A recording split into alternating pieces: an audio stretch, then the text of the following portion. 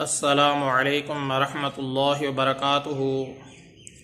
محترم سامعین، آج کے ٹاپک میں ایک شرعی مسئلے کی وضاحت کرنا مقصود ہے۔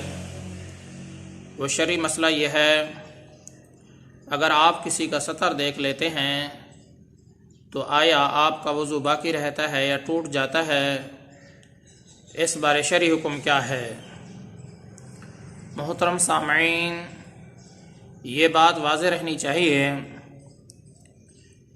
اگر آپ کسی کا سطر دیکھ لیتے ہیں تو اس سے آپ کا وضو اپنی جگہ باقی رہتا ہے، بالکل نہیں ٹوٹتا ہے۔ بعض لوگوں نے یہ بات مشہور کر رکھی ہے، اگر کسی کا سطر دیکھ لیا جائے تو اس سے وضو ٹوٹ جاتا ہے، حالانکہ ان کی یہ بات شرعاً بالکل درست نہیں ہے۔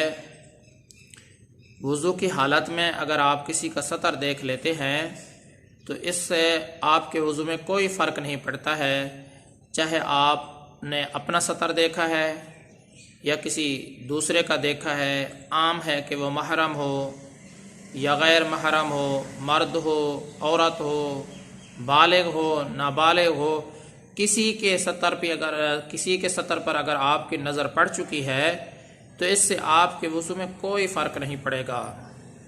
محترم سامعین، مسئلے کا خلاصہ یہی ہے، اگر آپ وضو کی حالت میں کسی کے سطر کو دیکھ لیتے ہیں کہ چاہے وہ اپنا سطر ہے، دوسرے کا ہے، مرد ہو یا عورت ہو، محرم ہو غیر محرم ہو، بالغ ہو نابالغ ہو، کسی کا بھی سطر دیکھنے سے آدمی کے وضو میں کوئی فرق نہیں پڑتا ہے۔